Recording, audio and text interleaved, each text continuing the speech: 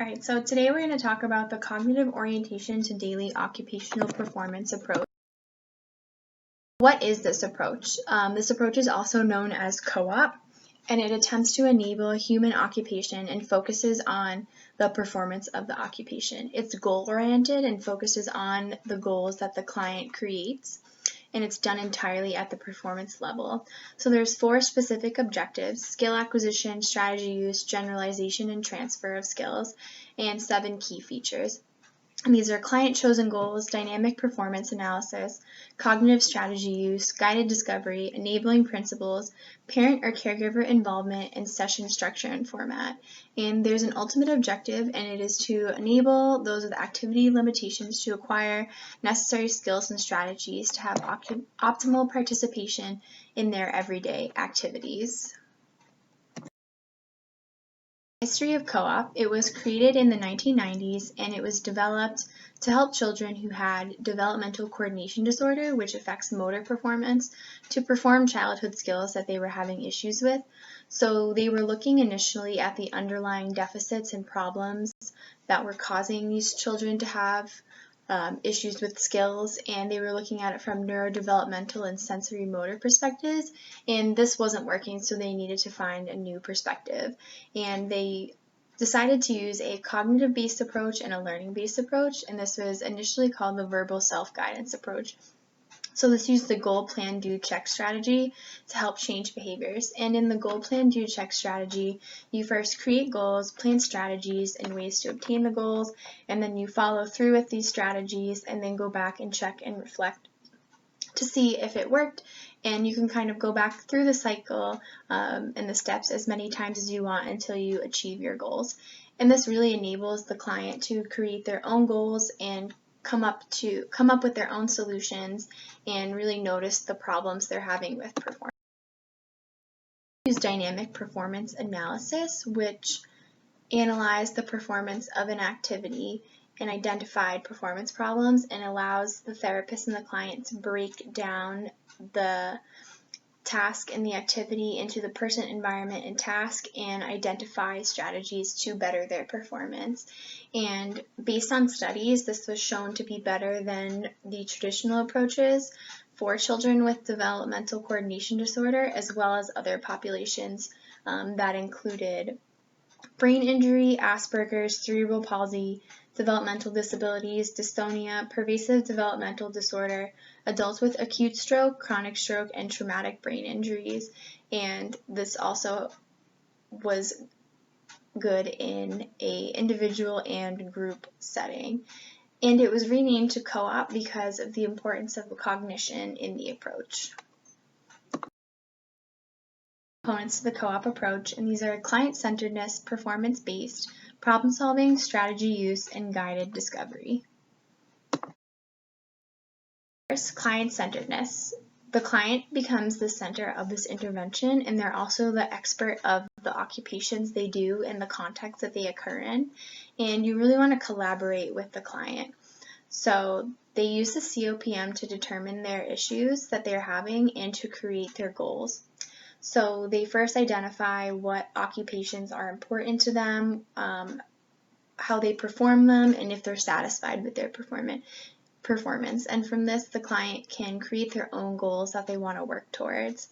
And by allowing the client to be the center of the intervention and allowing them to create their own goals, it allows them to be more motivated and feel more responsible for the solutions. Performance-based. So with this, you focus on the goal rather than the underlying issues. And this uses a top-down approach, which is the opposite of what they were doing before co-op was created. And it's task-oriented and it focuses directly on performance. And this is really the underlying approach to co-op because it looks at the performance as a whole and the interaction between the person, the task, and environment in producing the performance. And you can also see neuroplastic changes in the brain from training, which is associated with learning and cognition.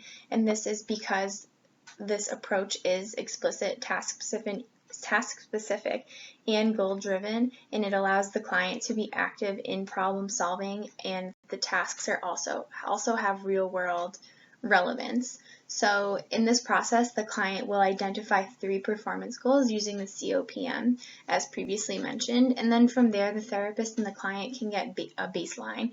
And the therapist rates performance with the performance quality rating scale, and the client uses the COPM. And the performance quality rating scale was actually designed specifically for co-op, and it's observational and rates performance on a scale from 1 to 10, and it's rated relative to desired, required, or typical performance. And you can also use dynamic performance analysis. So the next component is problem solving, and performance issues are seen as a problem that needs to be solved. So these processes of problem solving occur naturally during learning, and the client can use the goal, plan, do, check strategy, which is a cognitive strategy and a global strategy. And with this, they can reflect and change the plan as needed. So it's kind of a constant system of problem solving, and you use this to structure an approach to solve problems, so the client has structure when working towards their goals. And there are 2 tools that support problem solving, and these are dynamic performance analysis and guided discovery, which I'll explain a little bit later. Strategy use, there's 2 types of cognitive strategies that are used, and these are global strategies, which is what goal, plan, do, check falls under, and it's an executive strategy and a higher order strategy that is used to control and coordinate other strategies. And then there's domain-specific strategies, which are specific to the person, the situation, and the task, and they solve specific issues, and they're more used on a short-term basis.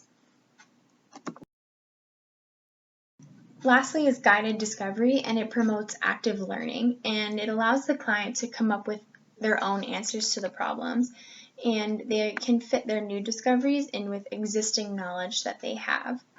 So there's 4 different catchphrases that you can use with clients, and they pose questions to draw attention to the performance issue, and these catchphrases allow the client to focus on one thing at a time to keep them from becoming frustrated, asking them rather than telling them what they need to do and what the issue is, coaching them instead of just adjusting things so they can understand the reasoning behind why this needs to be adjusted. And even though they are doing it on their own and you're not supposed to be telling them specifically what they need to do, you can still make it obvious so that way they're not frustrated, but they can still feel like they're figuring it out themselves. So this really helps the client to discover problem-solving strategies, and again allows them to feel responsible over coming up with solutions, and which in turn puts the client at the center of the intervention, makes them really feel in charge. And this guided discovery is used in the plan and check steps, and it allows the therapist to really focus on what's important to the client. So how does co-op affect occupational performance? It's based on the idea that human occupational performance is learned, and this approach begins with the client's roles and how they affect their performance of different occupations and skills. And the co-op approach draws from both psychology and human movement science, and drawing from these 2 different studies shows that skills are learned, and thus the skills are based on cognition. So it also shows that performance is a result of the interaction between the person, the task, and the environment, and that a client's individual cognitive process is the most important in occupational performance when they're learning new skills and how to perform different tasks. I'm just going to talk about the study that I assigned, and this involved 45 children aged 4 to 15 with cerebral palsy or a brain injury. They were split into 3 groups of 15 with a splint-only group, a co-op-only group, and a group that used co-op in both splinting for upper limb interventions. And this intervention was done over 2 weeks with 10 sessions, 10 consecutive days.